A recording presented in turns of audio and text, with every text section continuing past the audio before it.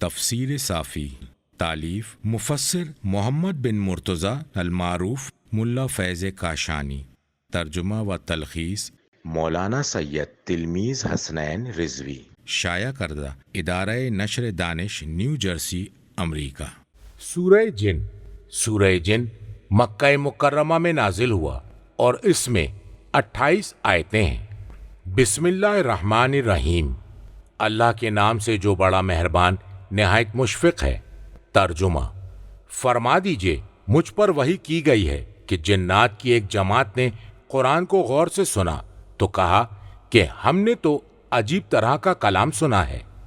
جو بھلائی کی راہ دکھاتا ہے ہم اس پر ایمان لے آئے، اور ہم ہرگز اپنے رب کے ساتھ کسی کو شریک قرار نہیں دیں گے، اور یہ کہ ہمارے رب کی شان بلند و بالا ہے، نہ اس نے کسی کو بیوی بنایا ہے اور نہ بیٹا، اور ہم میں سے جو بے وقوف ہیں وہ اللہ کے بارے میں حد سے زیادہ لغو باتیں کیا کرتے ہیں، اور یہ کہ ہم نے یہ سمجھ رکھا تھا کہ انسان اور جنات کبھی خدا کے بارے میں جھوٹ بات نہیں کہہ سکتے، اور یہ کہ انسانوں میں سے کچھ لوگ جنات کے بعض لوگوں کی پناہ طلب کیا کرتے تھے، اس طرح انہوں نے جنوں کی سرکشی کو بڑھا دیا تھا، اور یہ کہ انسانوں نے بھی تم جنوں کی طرح یہ سمجھ رکھا تھا کہ اللہ کسی کو رسول بنا کر ہرگز نہیں بھیجے گا، اور یہ کہ ہم نے آسمانوں کو ٹٹولا تو اسے سخت پہرے داروں اور شہابوں سے بھرا ہوا پایا۔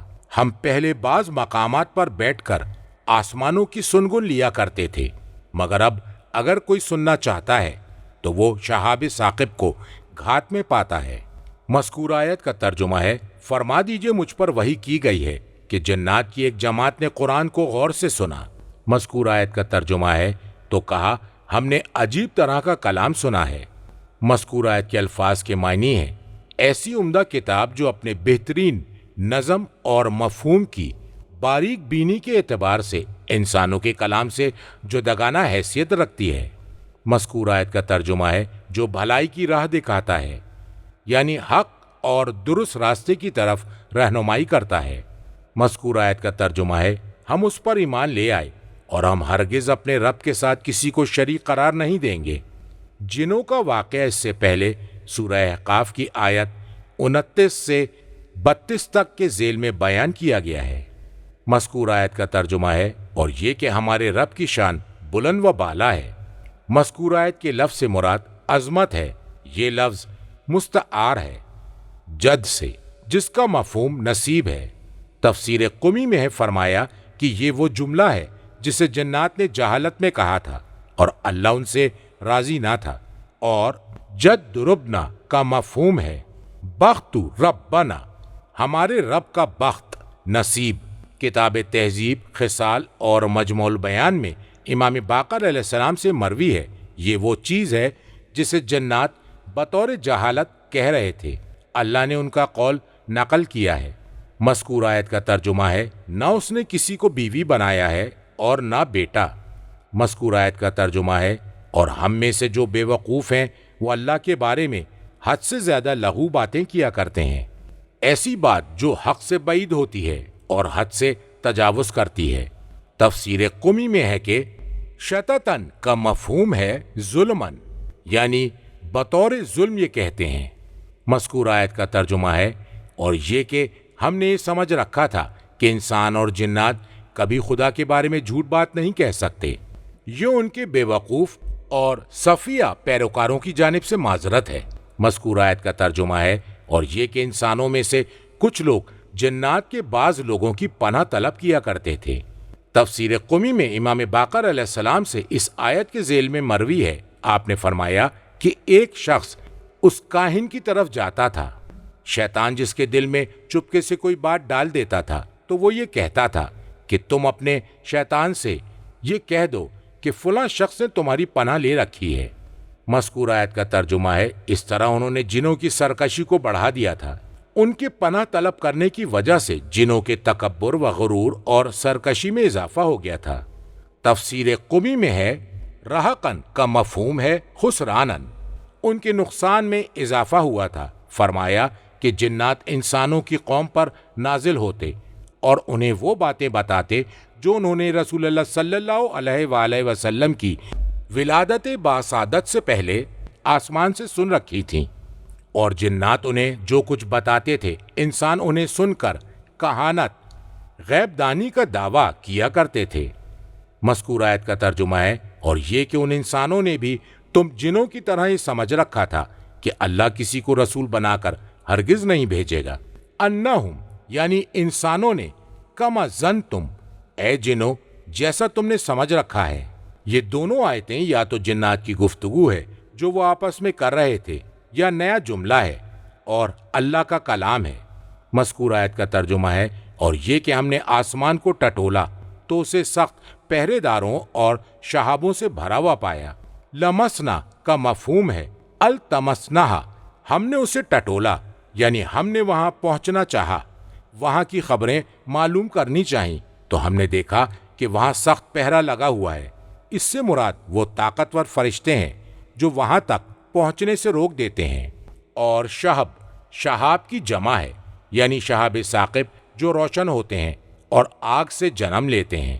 مذکور آیت کا ترجمہ ہے، اور ہم پہلے بعض مقامات پر بیٹھ کر آسمان کی سنگن لیا کرتے تھے، ایسی جگہیں جو پہرے داروں اور شہابوں سے خالی تھیں اور گھات لگانے کے لیے درست اور سننے کے لیے مناسب تھیں۔ مذکور آیت کا ترجمہ ہے، مگر اب اگر کوئی سننا چاہتا ہے تو وہ شہاب ثاقب کو گھات میں پاتا ہے۔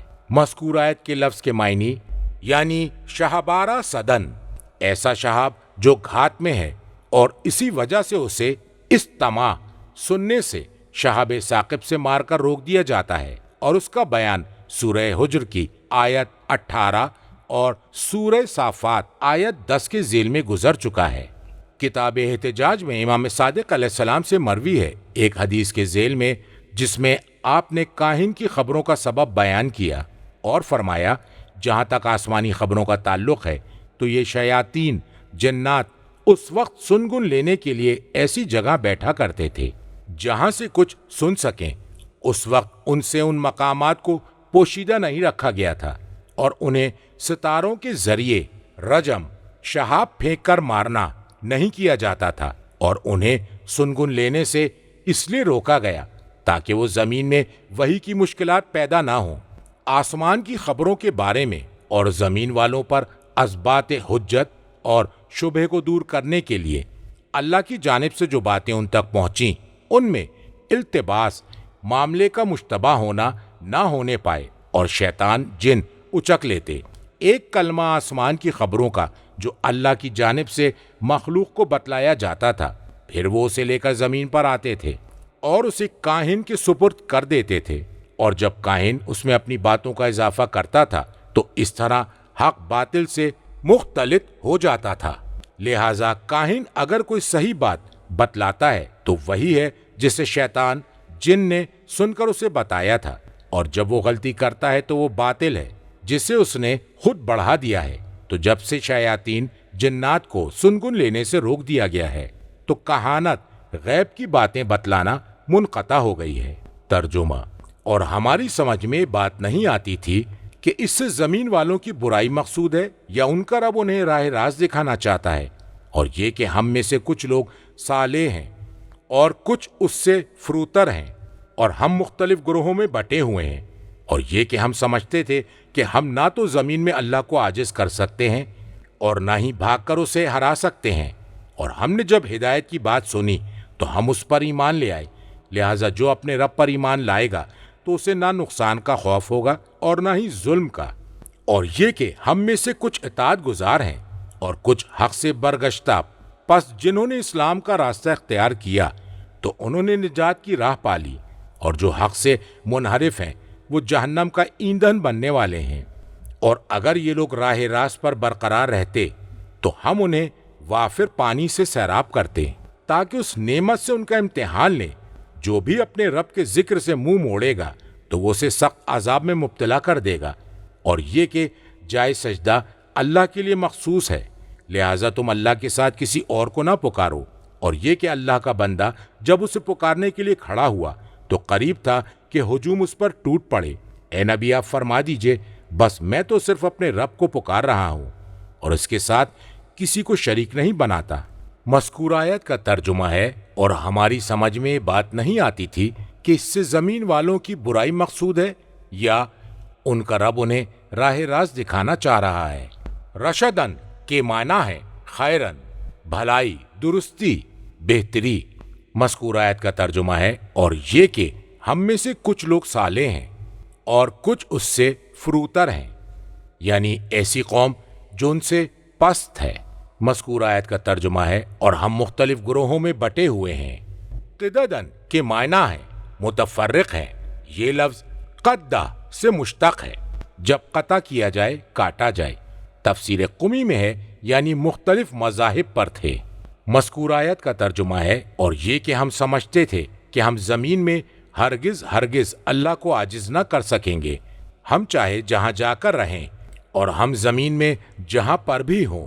مذکور آیت کا ترجمہ ہے اور نہ ہی ہم بھاگ کر اسے ہرا سکتے ہیں کہ زمین سے بھاگ کر آسمان میں چلے جائیں، یہ ہم اسے زمین میں عاجز نہیں کر سکتے۔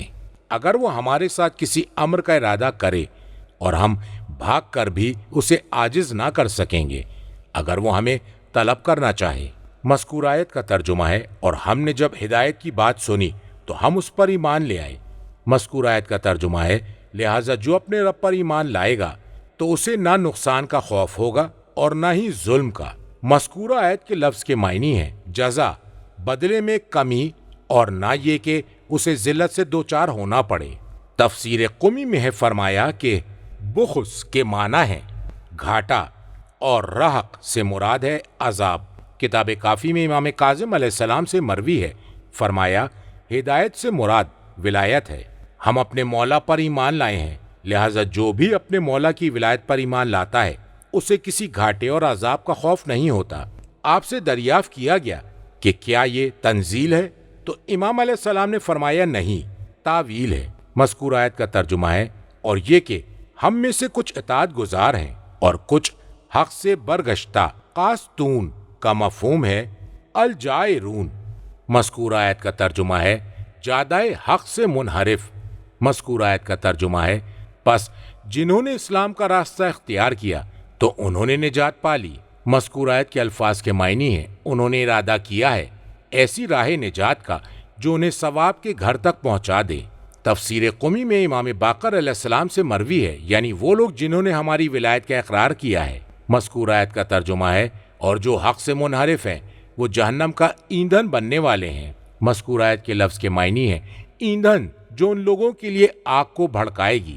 مذکور آیت کا ترجمہ ہے اور اگر یہ لوگ راہ راست پر برقرار رہتے تو ہم انہیں وافر پانی سے سیراب کرتے۔ مذکور آیت کے الفاظ کے معنی ہے یعنی ایسے مثالی راستے پر جو حق کا راستہ ہے۔ مذکور آیت کے الفاظ سے مراد ہم رزق کو ان کے لیے وسیع کر دیتے۔ اور غدق کے معنی ہے کثیر، زیادہ۔ تفسیر مجموع البیان میں امام صادق علیہ السلام سے مروی ہے فرمایا اس کا مفہوم ہے کہ ہم انہیں بہت زیادہ علم کی دولت سے نواز دیں گے جسے وہ ائمہ علیہم السلام سے حاصل کریں گے۔ کتاب کافی میں امام باقر علیہ السلام سے مروی ہے کہ اگر وہ لوگ ولایت امیر المومنین علیہ السلام اور ان کی اولاد میں آنے والے اوصیاء کی ولایت پر استقامت رکھتے اور امر و نہی میں ان کی اطاعت کرتے تو ہم، مذکور آیت کا ترجمہ ہے وہ فرما رہا ہے کہ ہم ان کے دل کو ایمان کی دولت سے سیراب کر دیتے۔ مذکور آیت کا ترجمہ ہے تاکہ اس نعمت سے ان کا امتحان لیں۔ مذکور آیت کا ترجمہ ہے اور جو بھی اپنے رب کے ذکر سے منہ موڑے گا۔ تفسیر قمی میں ابن عباس سے مروی ہے کہ ذکر ربا سے مراد ولایت علی ابن ابی طالب علیہ السلام ہے۔ مذکور آیت کا ترجمہ ہے تو وہ اسے سخت عذاب میں مبتلا کر دے گا۔ مذکور آیت کے لفظ کے معنی ہے داخل کرے گا۔ مذکور آیت کے الفاظ کے معنی ہے سخت عذاب میں جو عذاب پانے والے پر بلند ہوگا اور غالب آ جائے گا۔ مذکور آیت کا ترجمہ ہے اور یہ کہ جائز سجدہ اللہ کے لیے مخصوص ہے، لہٰذا تم اللہ کے ساتھ کسی اور کو نہ پکارو۔ کتاب فقہ میں امیر المومنین علیہ السلام سے مروی ہے کہ مساجد سے مراد چہرہ، دونوں ہاتھ، دونوں گھٹنے اور دونوں انگوٹھے ہیں۔ کتاب کافی میں امام صادق علیہ السلام سے اور تفسیر عیاشی میں امام جواد علیہ السلام سے اور تفسیر قمی میں ایسی ہی روایت ملتی ہے۔ کتاب کافی میں امام کاظم علیہ السلام سے مروی ہے کہ مساجد سے مراد اوصیاء ہیں۔ تفسیر قمی میں امام رضا علیہ السلام سے مروی ہے کہ وہ ائمہ علیہم السلام ہیں۔ مذکور آیت کا ترجمہ ہے، اور یہ کہ جب اللہ کا بندہ اسے پکارنے کے لیے کھڑا ہو، عبداللہ سے مراد حضرت محمد مصطفیٰ صلی اللہ علیہ وآلہ وسلم ہے۔ مذکور آیت کا ترجمہ ہے، وہ اس کی عبادت کر رہے تھے۔ تفسیر قمی میں ہے کہ اس میں کنایا ہے کہ وہ اللہ کی عبادت کر رہے تھے۔ مذکور آیت کا ترجمہ ہے، تو قریب تھا کہ ہجوم ان پر ٹوٹ پڑے، یعنی قریش ان پر غضبناک ہو اور ان سے بدتمیزی کرے۔ میں فیض کاشانی کہتا ہوں، یعنی وہ حضرت محمد مصطفیٰ صلی اللہ علیہ وآلہ وسلم کی مخالفت میں ایک دوسرے کی مدد کر رہے تھے، اور لبت لبدہ کی جمع ہے، یعنی وہ ایک دوسرے سے چمٹے جا رہے تھے، اور اس لفظ کو لام کے پیش کے ساتھ لبدہ بھی پڑھا گیا ہے، جو ایک لغت لہجہ ہے، اور کہا گیا ہے اس کا مفہوم یہ ہے کہ قریب تھا کہ جنات ازدحام کی وجہ سے ان پر ٹوٹ پڑتے، ان کی عبادت کو دیکھ کر اور ان کی قرات کو سن کر تعجب کرتے ہوئے۔ مذکور آیت کا ترجمہ ہے، اے نبی آپ فرما دیجئے، بس میں تو صرف اپنے رب کو پکار رہا ہوں اور اس کے ساتھ کسی کو شریک نہیں بناتا۔ یہ کوئی نئی بات اور انوکھی چیز نہیں ہے، اور نہ ہی خلاف عقل ہے کہ تمہاری جماعت مجھے ملامت کرنے لگے یا تمہیں اس پر حیرانی ہو جائے۔ اور لفظ قل حکم ہے نبی اکرم صلی اللہ علیہ وآلہ وسلم کو، تاکہ بعد میں آنے والی آیتیں اس کے موافق رہیں۔ ترجمہ، اے نبی آپ فرما دیجئے کہ میں تم لوگوں کے لیے نہ تو کسی نقصان کا اختیار رکھتا ہوں اور نہ ہی بھلائی کا۔ فرما دیجئے کہ مجھے اللہ کے عتاب سے کوئی اور نہیں بچا سکتا، اور نہ ہی میں اس کے سوا کوئی جائے پناہ پاتا ہوں۔ میرا کام تو اللہ کی عبادت اور اس کے پیغامات کو پہنچانا ہے، اور جو بھی اللہ اور اس کے رسول کی نافرمانی کرے گا تو اس کے لیے جہنم کی آگ ہے، وہ اس میں ہمیشہ کے لیے رہیں گے، یہاں تک کہ وہ اسے دیکھ لیں گے۔ ان سے جس چیز کا وعدہ کیا گیا تھا تو انہیں پتہ چل جائے گا کہ کس کے مددگار کمزور ہیں اور کون تعداد میں کم ہے۔ فرما دیجئے کہ میں نہیں جانتا جس کا تم سے وعدہ کیا گیا، وہ قریب ہے یا میرے رب نے اس کے لیے کوئی طولانی مدت فرمائی ہے۔ وہ عالم الغیب ہے، وہ اپنے غیب کو کسی پر ظاہر نہیں کرتا سوائے اس رسول کے جسے اس نے پسند کر لیا ہو۔ وہ اس کے آگے اور پیچھے محافظ لگا دیتا ہے تاکہ وہ جان لے کہ انہوں نے اپنے رب کے پیغامات پہنچا دیے۔ جو کچھ ان کے پاس ہے اللہ نے اس کا احاطہ کر رکھا ہے اور ہر چیز کو شمار کر لیا ہے۔ مذکور آیت کا ترجمہ ہے، اے نبی آپ فرما دیجئے کہ میں تم لوگوں کے لیے نہ تو کسی نقصان کا اختیار رکھتا ہوں اور نہ ہی بھلائی کا۔ کتاب کافی میں امام کاظم علیہ السلام سے مروی ہے کہ رسول اللہ صلی اللہ علیہ وآلہ وسلم نے لوگوں کو ولایت علی علیہ السلام کی طرف بلایا تو قریش ان کے پاس مجتمع ہوئے اور انہوں نے کہا، اے محمد آپ ہمیں اس سے معاف رکھیے۔ رسول اللہ صلی اللہ علیہ وآلہ وسلم نے ان سے کہا کہ یہ اللہ کی طرف ہے، میری طرف نہیں ہے۔ ان لوگوں نے رسول اللہ صلی اللہ علیہ وآلہ وسلم پر الزام لگایا اور ان کے پاس سے روانہ ہو گئے، تو اس وقت اللہ تعالیٰ نے یہ مذکورہ آیت نازل فرمائی۔ مذکورہ آیت کا ترجمہ ہے، فرما دیجئے کہ مجھے اللہ کے عتاب سے کوئی اور نہیں بچا سکتا۔ فرمایا، اگر میں اس کی نافرمانی کروں۔ مذکورہ آیت کا ترجمہ ہے، اور نہ ہی میں اس کے سوا کوئی جائے پناہ پاتا ہوں۔ مذکورہ آیت کا ترجمہ ہے، میرا کام تو اللہ کی عبادت اور اس کے پیغامات کو پہنچانا ہے۔ کہا گیا ہے یہ ملتحدن سے استثناء ہے، یعنی سوائے اللہ کی جانب سے آیات اور پیغامات کی تبلیغ کے، اس لیے کہ وہی میری پناہ گاہ ہے، یا اس کا تعلق لا املک سے ہے، یعنی اللہ کی توفیق و استعانت سے۔ میں سوائے وحی الہی کی تبلیغ کے کسی اور شے پر قدرت نہیں رکھتا۔ مذکور آیت کا ترجمہ ہے، اور جو بھی اللہ اور اس کے رسول کی نافرمانی کرے گا تو اس کے لیے جہنم کی آگ ہے، وہ اس میں ہمیشہ کے لیے رہیں گے۔ فرمایا، جو ولایت علی کے سلسلے میں اللہ کی نافرمانی کرے۔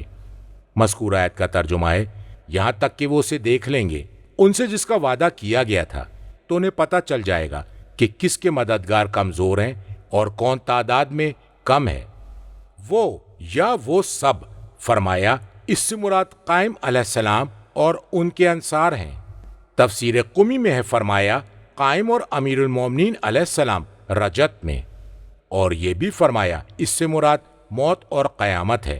مذکورہ آیت کا ترجمہ ہے، فرما دیجئے کہ میں نہیں جانتا جس کا وعدہ تم سے کیا گیا ہے وہ قریب ہے یا میرے رب نے اس کے لیے کوئی طولانی مدت مقرر فرمائی ہے۔ امدہ کے معنی ہے اجلا یعنی مدت۔ تفسیر قمی میں ہے کہ جب رسول اللہ صلی اللہ علیہ وآلہ وسلم نے انہیں بتایا کہ رجت میں کیا ہوگا تو لوگوں نے سوال کیا کہ یہ کب ہوگا، تو اللہ تعالیٰ نے فرمایا قل یا محمد، اے محمد آپ فرما دیجئے ان ادریہ۔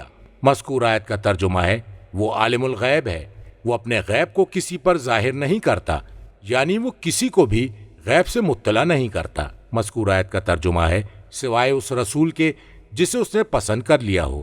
کتاب کافی میں امام باقر علیہ السلام سے اس آیت کے ذیل میں مروی ہے، فرمایا کہ حضرت محمد مصطفیٰ صلی اللہ علیہ وآلہ وسلم ان ہستیوں میں سے تھے اللہ نے جنہیں پسند فرما لیا تھا۔ کتاب خرائج میں امام رضا علیہ السلام سے مروی ہے، آپ نے فرمایا کہ رسول اللہ صلی اللہ علیہ وآلہ وسلم اللہ کے نزدیک مرتضیٰ ہیں اور ہم اس رسول کے وارث ہیں۔ اللہ نے جنہیں اپنے غیب سے جو چاہا اس سے مطلع فرما دیا، تو اس طرح ہم نے جو کچھ ہوا اور قیامت تک جو کچھ ہونے والا ہے ان سب کو جان لیا۔ مذکور آیت کا ترجمہ ہے وہ اس رسول کے آگے اور پیچھے محافظ لگا دیتا ہے۔ تفسیر قمی میں ہے، فرمایا کہ اللہ جس رسول سے راضی ہو جاتا ہے اسے پسند کر لیتا ہے تو اسے ان سے پہلے جو کچھ ہو چکا ہے اس سے آگاہ کرتا ہے، اور جو اس کے بعد ہونے والا ہے جیسے اخبار قائم علیہ السلام، رجت اور قیامت سے مطلع فرما دیتا ہے۔ اور کہا گیا ہے مذکورہ آیت کے لفظ کا مفہوم ہے کہ محافظ جن کا تعلق فرشتوں سے ہے جو شیاطین کے اچک لینے اور اختلاط سے اس نبی کی حفاظت کرتے ہیں۔ مذکورہ آیت کا ترجمہ ہے تاکہ وہ جان لے کہ انہوں نے اپنے رب کے پیغامات پہنچا دیے۔ کہا گیا ہے تاکہ نبی جس پر وحی کی گئی ہے وہ جان لے کہ جبرائیل علیہ السلام اور وہ فرشتے جو وحی لے کر نازل ہوئے تھے انہوں نے پیغام پہنچا دیا ہے، یا اللہ جان لے کہ انبیاء علیہم السلام نے پیغام پہنچا دیا ہے تاکہ اس کا علم اس کے ذریعے موجود ہو جائے۔ مذکور آیت کے الفاظ سے مراد اپنے رب کے پیغامات جو تغیر سے محفوظ تھے۔ مذکور آیت کا ترجمہ ہے اور جو کچھ ان کے پاس ہے اللہ نے اس کا احاطہ کر رکھا ہے، یعنی جو کچھ رسولوں کے پاس ہے ان تمام کا احاطہ کر رکھا ہے۔ مذکور آیت کا ترجمہ ہے اور ہر چیز کو شمار کر لیا ہے، یہاں تک کہ بارش کے قطرات اور ریت کے ذرات۔ کتاب ثواب الاعمال اور مجموع البیان میں امام صادق علیہ السلام سے مروی ہے کہ جو بھی سورہ جن قل اوحا کو زیادہ سے زیادہ پڑھے گا تو اسے دنیاوی زندگی میں جنوں کی نظر سے، ان کی پھونک سے اور ان کے سحر سے، ان کے مکر و فریب سے کوئی نقصان نہیں پہنچے گا، اور وہ شخص حضرت محمد مصطفیٰ صلی اللہ علیہ وآلہ وسلم کے ساتھ ہوگا۔ وہ کہے گا، مذکور آیت کا ترجمہ ہے، اے پروردگار میں ان سے کوئی بدلہ نہیں چاہتا اور نہ ہی یہ چاہتا ہوں کہ وہ تبدیل ہوں۔